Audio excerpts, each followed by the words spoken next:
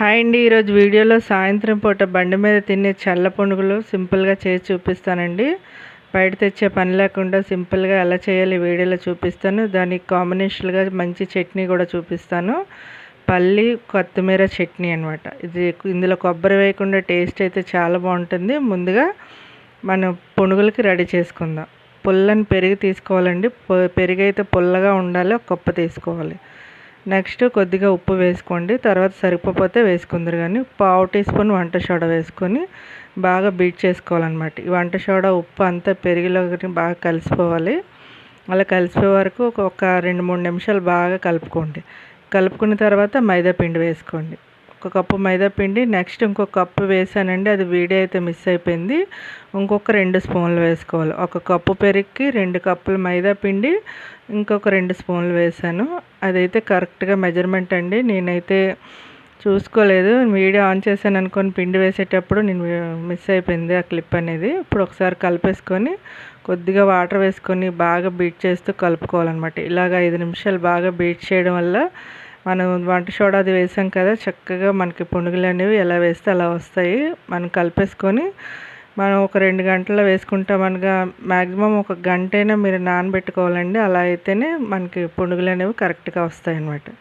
ఇది మూత పెట్టి ఒక గంట పక్కన పెట్టద్దు. ఇప్పుడు చట్నీ తయారు చేసుకుందాం. పొయ్యి మీద ప్యాన్ పెట్టుకొని కొద్దిగా ఆయిల్ వేసుకోవాలి. ఆయిల్ వేసుకొని కారాన్ని తరబడి పచ్చిమిర్చి వేసుకోవాలండి. పచ్చిమిర్చి నేను ఒక 7 తీసుకున్నాను. పల్లీలు ఒక కప్పు తీసుకున్నాను. ఆ 2 కలిపి వేయించేసుకోవాలి. మాడిపోకుండా వేయించేసుకోండి. బాగా వేగిపోయిన తర్వాత నేను అప్పుడు మిక్సీలో వేసి చూపిస్తాను అనమాట. ఈ పల్లి చట్నీ చాలా బాగుంటుందండి. కొత్తిమీర కూడా కొద్దిగా ఎక్కువగా వేసుకొని చేసుకుంటే అసలు కొబ్బరి కూడా వేయవసరం లేదు, అంత టేస్టీగా ఉంటుందన్నమాట.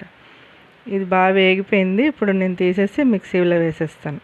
మిక్సీ బౌల్లో వేసేసి చల్లారిన తర్వాత మిక్సీ పట్టుకుంటాను అనమాట. ఈలో పిండి నేను నానబెట్టి ఒక 2 గంటల దగ్గర అవుతుందండి. అలా నానితేనే బాగుంటుంది. లేదంటే టైం లేదనుకుంటే 1 అవర్ అయినా నానబెట్టుకోండి. ఇప్పుడు నేను మిక్సీలో వేసేసాను. చల్లారిన తర్వాత గుప్పెడు కొత్తిమీర తీసుకొని ఫ్రెష్గా ఉన్న కొత్తిమీర వేసుకోండి. ఇందులో రుచికి సరిపడా ఉప్పు వేసుకోండి. మీకు నచ్చితే పచ్చి కొబ్బరి కూడా వేసుకోవచ్చండి. నేనైతే వేయకుండా ఇంట్లో చేస్తానన్నమాట. ఇది మెత్తగా మిక్సీ పట్టేసుకోవాలి. చూడండి ఇంత మెత్తగా మిక్సీ పట్టుకోవాలి. ఇది దోశలకైనా ఇడ్లీకైనా ఇలా పునుగులకైనా దేనికైనా టేస్ట్ అయితే చాలా బాగుంటుందండి.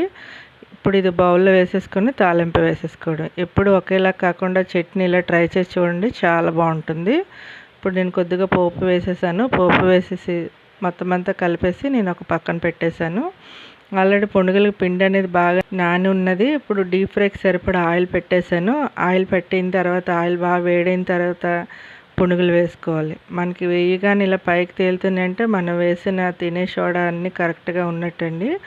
ఒకవేళ వేసేటప్పుడు పొంగట్లేదు అనుకుంటే చిటికెడు వంట సోడా మళ్ళీ వేసుకోవచ్చు, కానీ అవసరం లేదు. కానీ పొంగకపోతే చెప్తున్నాను అనమాట. ఇప్పుడు మంచి రంగు వచ్చే వరకు వేయించేసి నేను ప్లేట్లో వేసేసాను.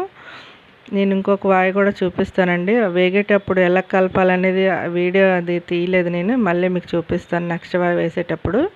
ఇప్పుడు ఇలా వేసుకొని గరిటెతో ఇలా పైన అంటూ ఉంటే మీడియంలో పెట్టి లోపలంతా చక్కగా వేగుతాయండి. ఎక్కడ ఒక పచ్చిదనం అనేది లేకుండా వేగుతాయి అన్నమాట. అలా వేగిన తర్వాత తీసేసి ప్లేట్లో వేసేసుకోవడమే.